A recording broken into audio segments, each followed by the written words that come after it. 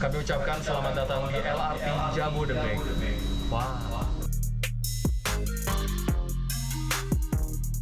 Sesaat lagi tengah malam, yang artinya proses maintenance bagian jalur. Sayangan tuh, ini tidak ada tukang kopi apa yang jualan.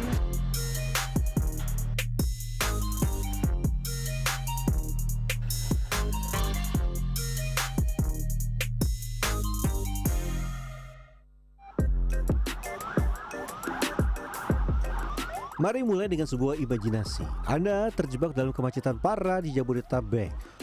Panas, lelah, dan waktu yang terbuang di jalan. Wah, frustrasi bukan? Sekarang bayangkan sebaliknya. Anda berada di dalam kereta otomatis, meluncur cepat di atas kota yang padat, mengantar Anda ke tujuan tanpa hambatan.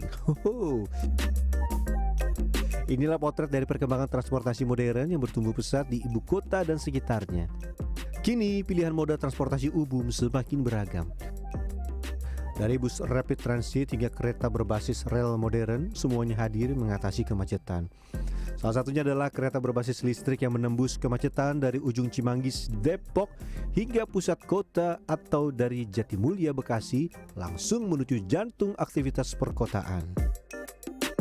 Untuk pengguna transportasi umum mendapatkan beragam fasilitas itu tentu menyenangkan ya. Tapi kira-kira gimana nih perawatannya dari pagi hari sampai dini hari? Nyaman, sejuk, dan melaju cepat di atas kota. Tapi seringkali justru hal-hal yang tak terlihat yang paling menentukan. Pada episode Sehari Menjadi kali ini, saya ikut dalam proses pengecekan kereta listrik. Lokasi depo LRT Jabodebek berada persis di samping stasiun LRT Jatimulya, Bekasi, Jawa Barat. Disinilah seluruh pengecekan dilakukan. Ini dicek apa aja sih, Bang? Biasa kita kekencangan baut sih di rangka bawah, seperti stang-stang kayak begini, suka kendor, biasa kita cek terus kita kencengin kembali. Ya, setiap hari kereta-kereta ini tidak hanya melaju, tapi juga diawasi secara ketat. Saat ini kita akan melakukan pengecekan CCD. Pengecekan CCD itu meliputi kita ada standar ketinggian untuk apply, terus ada retract, ada pitching. Sama kita juga ada ngukur ketebalan dari si CCS atau current collector shoe. Komponen yang mengalirkan listrik dari rel ke kereta jadi salah satu bagian penting saat proses pengecekan. Petugas juga harus memastikan ketinggian sudah tepat agar aliran daya optimal sepanjang perjalanan. Kalau tidak sesuai nantinya CCD kita akan ngefong, terus pemakanannya akan nggak rata sih. Nanti suplai tegangan yang dari tetrel juga akan tidak masuk ke sarana kita. Bagi yang belum tahu, LRT ini menggunakan tenaga listrik aliran bawah loh. Jadi rel yang kita lihat itu bukan hanya sebagai jalur, tapi juga sumber tenaga kereta. Misalkan separuhnya itu tidak dinyalakan, misalkan nggak dikonekin, berarti nggak bisa jalan dong? Nggak bisa jalan, kereta nggak bisa jalan karena sumber tegangannya itu dari situ, Pak. Melayani 18 stasiun, maka sistem pengereman kereta harus bekerja sempurna. Apalagi tiap rangkaian terdiri dari 8 kereta yang masing-masing dilengkapi 6 roda di setiap sisi. Karena kan dia kan terpengaruh karena panas juga kan.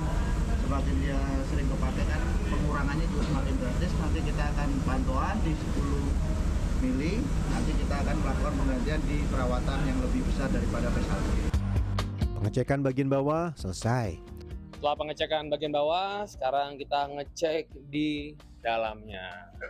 Biasanya kan rame, nah ini versi lagi landai.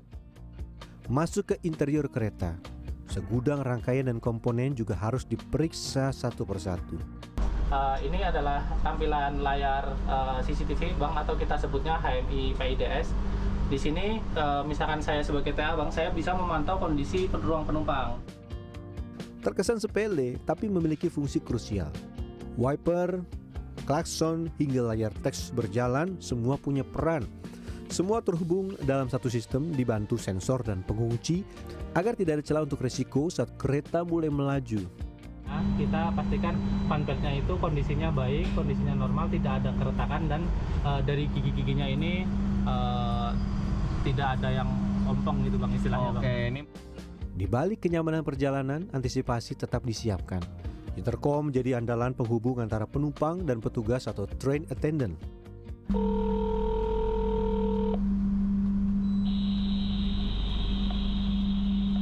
Bapak. Halo Pak. Nah, ini jadi kalau ada kendala kita bisa berdiskusi langsung dengan train attendance ya Pak ya. Betul ya Pak ya? Demikian Bapak. Terdengar jelas suara dari MC2. Ketika kereta melaju di atas kota, suara dari luar bisa jadi gangguan. Karena itu rubber seal selalu dicek dan diperbaiki. Lanjut, informasi untuk penumpang bisa disampaikan langsung dari kabin lewat satu sentuhan. Dan suara pengumuman akan terdengar di seluruh gerbong. Kami ucapkan selamat datang di LRT Jabodebek. Wah. Kita bisa pakai passenger announcer atau pakai perangkat PIDS ya, passenger informasi dari sistem dari kabin. Dari kabin yang satu maupun yang kedua. Contohnya seperti kita mau ini random aja ya mungkin. Kita langsung play selected apa yang mau kita informasikan kepada penumpang. Langsung muncul suara kepada penumpang berikutnya. Selamat datang di LRT Jabodebek Cibubur Line. Tujuan akhir Harjamukti. Bila ada gangguan yang mengharuskan train attendant berbicara manual, juga bisa kok. Misalkan ada gangguan sistem yang seperti Mas sampaikan tadi dari OTC, TA, kita bisa informasikan dari sini, mengatakan kode, tindakan. Lanjut kita bicara. Selamat pagi para penumpang. Dari dalam kita beralih ke atas rangkaian kereta. Dan disinilah AC yang letaknya di tengah-tengah unit menjadi bagian yang mendapat perhatian ekstra. Koilnya atau finnya kita cuci biar bersih terus, biar udara yang disedot dari ruangan terus dialirkan ke seluruh kabin itu bersih gitu. Satu tahapan selesai, tapi masih ada tugas yang menanti. Dan gedung berikutnya jadi tujuan kami. Nah, kali ini kami bersepeda. Ya untuk mobilitas kita ke gedung light maintenance, ke OCC, juga bisa ke high maintenance yang ada di belakang. Seperti itu sih untuk mobilitas teman-teman pegawai. Total luas kawasan LRT Jabodebek mencapai 10 hektare. Jadi wajar kalau sepeda jadi alat tempur utama.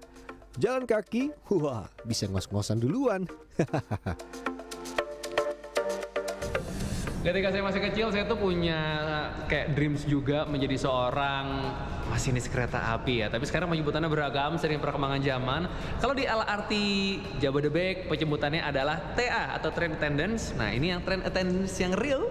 Nah ini yang lagi mau belajar. Ini alatnya. Kemajuan teknologi memungkinkan LRT beroperasi tanpa masinis. Semua terkontrol dan tersistem dari pusat. Namun bukan berarti peran manusia tidak dibutuhkan lagi. Train attendant wajib bersiaga mengantisipasi momen darurat. Saat baru banget LRT dioperasikan, saya mengalami gangguan. Yaitu gangguan AC mati, lampu mati. Akhirnya apa yang diambil keputusan oleh TA? Kita koordinasi dengan OCC untuk bagaimana mengganti trainset tersebut. Untuk bisa mendampingi perjalanan kereta tanpa masinis, seorang train attendant harus lebih dulu menempuh rangkaian proses panjang. Dari diklat sertifikasi resmi, tes kesehatan, uji materi, hingga praktik langsung di simulator. Kalau misal terjadi gangguan di lintas, itu kan pasti kita mengoperasikan secara manual, itu by TA. Jadi kalau misalnya tidak ada gangguan, itu full otomatis, kemudian TA itu lebih ke pelayanan penumpang. Di balik laju kereta, ada satu ruang sunyi yang justru paling sibuk, Operation Control Center. Dari sinilah arah dan waktu dikendalikan, memastikan segalanya berjalan tanpa celah. Jadi OCC itu sebuah pusat kontrol dari semua pergerakan kereta, sebuah pusat untuk memberikan informasi untuk pelayanan penumpang. Jadi di stasiun, di kereta, itu semuanya dikontrol oleh OCC. Kita kontrol semuanya, kontrol pergerakan penumpang, pergerakan kereta, itu kita yang kontrol. Di Operation Control Center ada 159 SOP yang jadi paduan menghadapi berbagai situasi.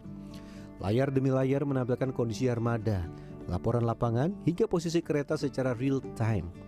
Pada hari biasa, 22 rangkaian meluncur melayani penumpang. Saat akhir pekan, jumlahnya dikurangi menjadi 18. Sisanya masuk depo untuk perawatan. Siang berganti malam, namun kami belum usai.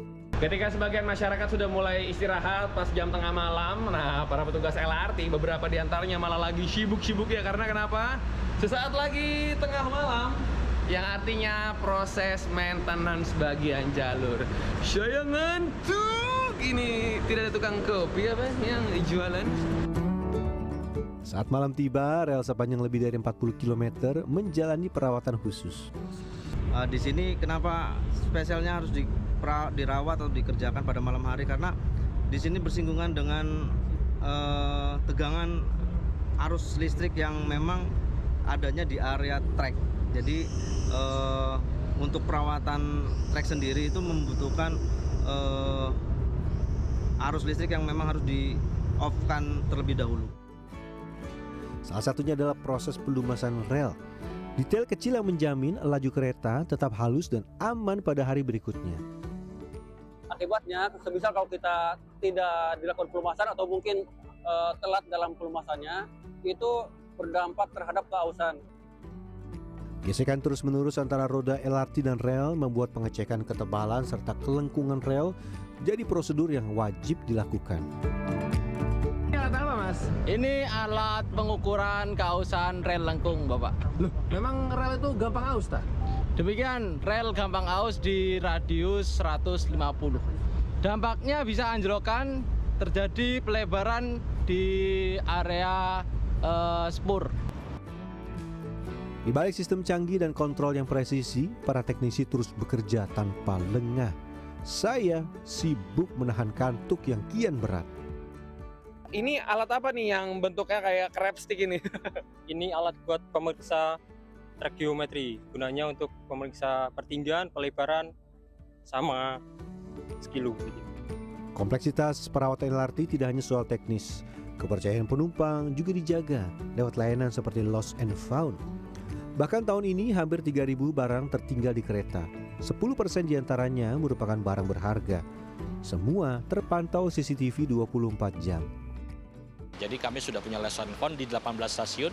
Ketika masyarakat itu ada merasa ketinggalan barang yang tertinggal, dia bisa langsung menghubungi petugas baik yang di stasiun maupun di atas kereta. Nah, untuk yang barang berharga sendiri sudah kami kembalikan semua.